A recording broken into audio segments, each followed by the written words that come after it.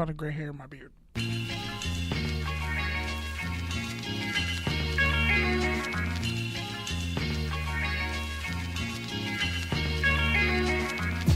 And what's good, everybody? It's Thursday night, live on Touchdowns and Tangents from the Good News radio station. I'm PD Camarillo. And I'm Kenneth Frank James Barry. Yeah, man. So welcome, everyone. Week 2 of the off season. It's got some good content to get to, but before all that, we want to thank you for listening. We hope if you do one thing for this podcast, you go ahead and share it with a friend. Share the wealth. Give your Valentine the gift of touchdowns and tangents. Enjoy this show and laughter with someone you care with, or at least a carton of ice cream. And someone that you really want to be petty with, because let's be honest, in your downtime, after a long day of working, you really just want to release all that petty shit that you didn't say all day. And we just embody that for you. Yeah, man. Definitely got plenty of petty shit to get to. With the petty whisperers. Last week we had a pretty off-topic show, but that's kind of how it goes, touchdowns and tangents, hence the name. When the Super Bowl's so bad that you and your friends just have social, economic, cultural, and all other types of conversations about life and the things around you because, you know, the game was so bad. But yeah, takes and tangents for the culture. Same motto it's been since day one. Culturally Concise Commentary. Anyways. And we podcast like journalists. Before we get started, one thing I did want to say, and I don't think I really talked about this as much as I would have liked to last week. It was kind of bothering me, and I wanted to talk about it on Anchor, but I just didn't have time, and my phone doesn't have space to download Anchor. Excuses. So that's why I didn't do it. But yeah, one thing I did want to say is, we talked about it briefly, our 1-year anniversary on the Good News. So this would be 1 year in a week. But it's crazy to think, like, as much as I get wrapped up about what this podcast isn't and what it could be, like, when I really think about it, like, this is like the first time we've had, like, 2 months since we haven't had, like, technical difficulties of, like, Skype not working and, like, yeah, knock on wood. I don't know where. Yeah, this is particle board, but yeah, knock on particle board. Yeah, where we've had full sound, full effects.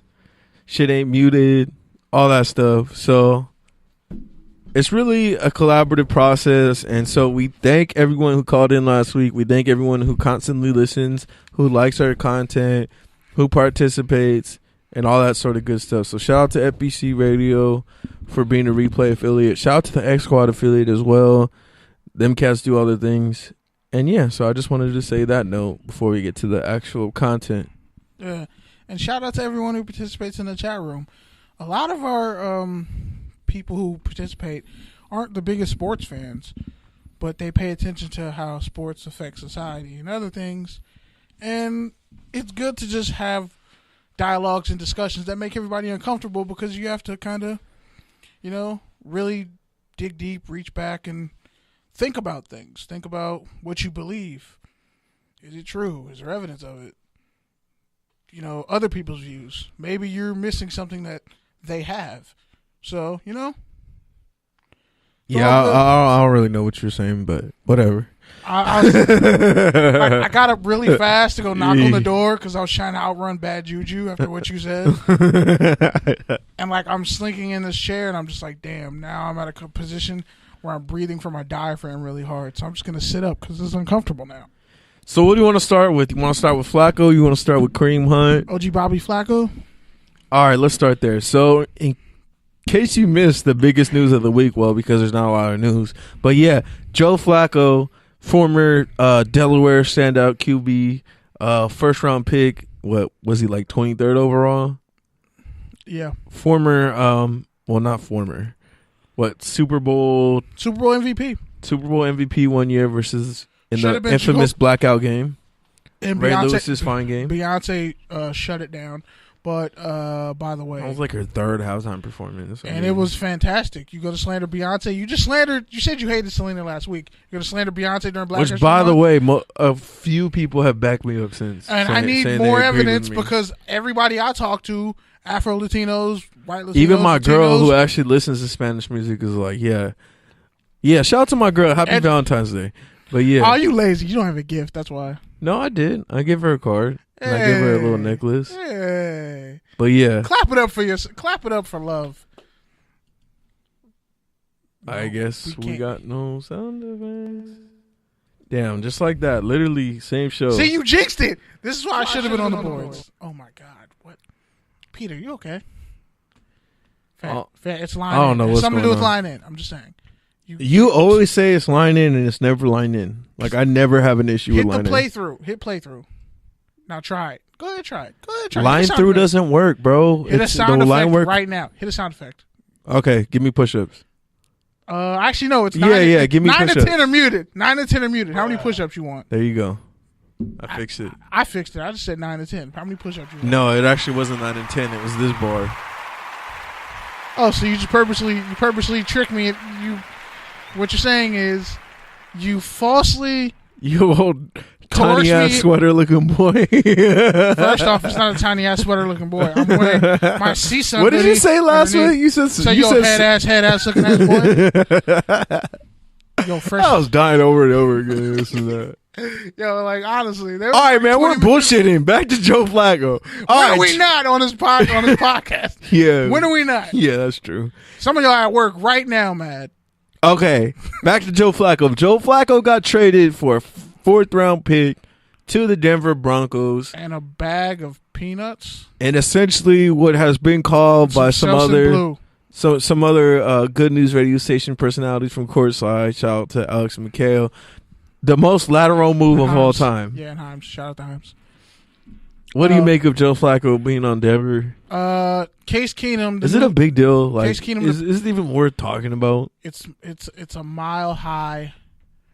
It's a medium mile high miracle, which is ironic because if you think about it, Joe Flacco ended the Broncos season. I really feel bad for John Elway because we're literally watching a man with CTE operate a $1 billion business. Don't use CTE as an excuse. I'm just saying, like. First off, by the way, okay, got to like 50. Okay, have you seen John Elway's like first half of his career? Are we gonna make excuses for a man? No, I'm just saying he's never found. No, I'm not making excuses for him. I'm just saying we're just watching him. And he was we're just watching him bleed out. I can't shoot. Literally, his brain just ragging up with proteins and. Could you stop? Decaying. Could you stop, P? Why? Stop. Because you're feeling an ounce of empathy for John Elway now? I'm a human being. Like, damn. He's a human being with feelings. Like, I mean, geez. He got tau proteins in his brain. You're going to because he's going to your own personal sweet. He's delusional, thinking he could hit lightning twice in the same spot by trying to get another failed, washed out quarterback, former Super Bowl MVP with back problems and a big arm. Peyton Manning had no arm when he got to. Yeah, that's true. Joe Flacco still has a cannon for an arm. He's just really conservative. And never had any good receivers? What was the last good receiver you had? Derek Gibson? No, Derek Mason? Yeah, and that was by the way, that was way McNair. No, he was. That was like McNair's last year. Steve Smith. There you go. Steve Smith, and that's about it. And he only had 1 year of Steve Smith because he ruptured his Achilles halfway through. A year and a half. Yeah, pretty much a year and a half. But honestly, if you just look at it, they've done a great job keeping that offensive line together. But they're not a pass-first offense in Baltimore. They're a run-first offense. But I think Denver's going to be much of the same. No. They are a threat. And I was trying to save this for touchdown or tangents, or take or tangent. But you know what? Yeah, Joe Flacco has all the skills that the Broncos have needed since Peyton Manning retired. A strong arm, mobile enough. Wait, hold up. You like this move? Yeah. Wow. I thought the Case Keenum was a terrible decision. They should have drafted a quarterback. And we saw how that turned out. Imagine had they drafted a quarterback in this draft. Just saying. I'm just glad from a biased perspective. Imagine if they took Lamar Jackson. I'm just glad that the Broncos took him so the Raiders can't even flirt with it and pretend like that was going to be a good move. Case Keenum is everything I always said he was, dating back to Houston. And he got his money, which is cool, but Elway showed his desperation. he showed his desperation with the Keenan pick, and you can't hide behind everybody else. You got lucky with Phillip Lindsay because the league he should have been drafted. You got lucky with him. You got lucky picking up Royce Freeman because a bunch of teams passed on him. So your running backs are set, and you got Booker too. Your running backs are literally always set. Yeah, but now like all three of those guys had a good. Have they never? Has Denver ever had less than 3 running backs? That's actually like when was the last time they had less than 3 running backs? That's like saying Snoop Dogg runs out of weed. That yeah, like bro, he ain't never dry. Like they be having running backs convert to fullback because they just don't have a roster fullbacks spot. Convert to Ruben Jones, Peyton Hillis. I think was a Bronco at one point. Yeah, he was. But after he was trash.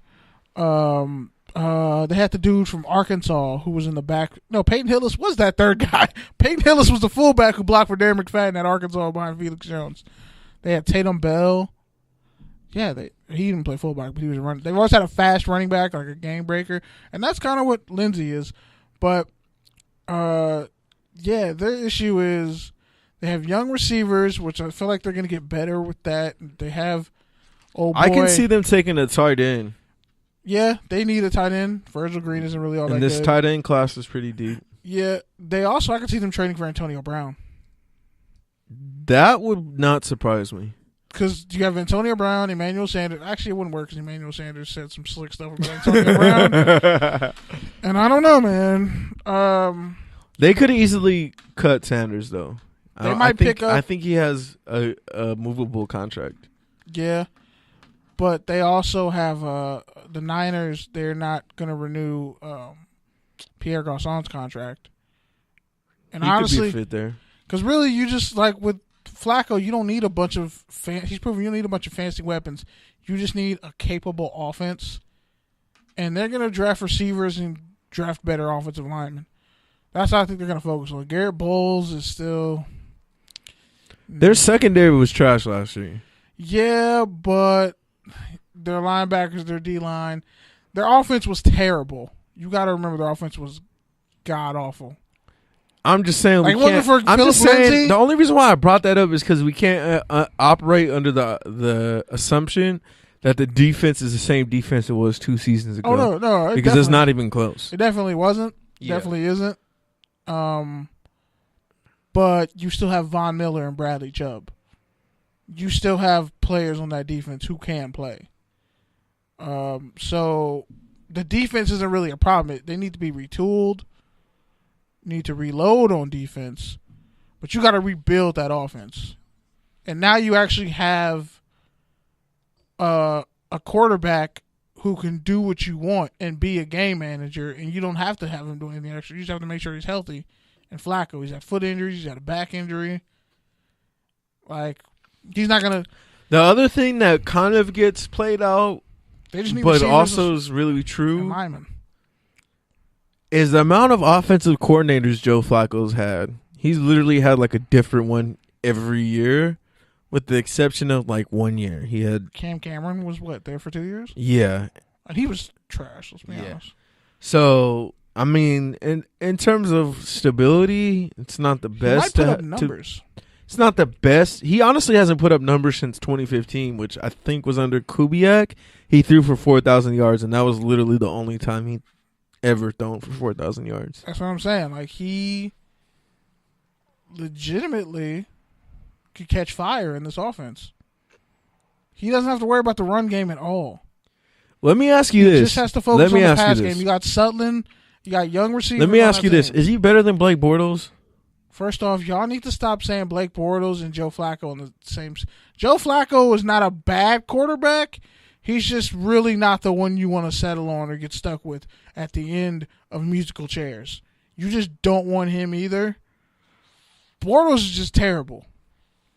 Bortles was always what he was when he came out of college, and that 1 year. If you look at their statistics and where they rank, they're not that far apart. Like, I mean, I mostly agree with what you're saying. Flacco didn't throw the. I mostly agree with what you're saying, but like honestly, Flacco's regrets. They're not that far apart. Like, they're really not that far apart. So like, one's Kerry Collins, and like Blake Bortles is a Hall of Fame defense away from being Joe Flacco. Wow. You realize when he had a great defense,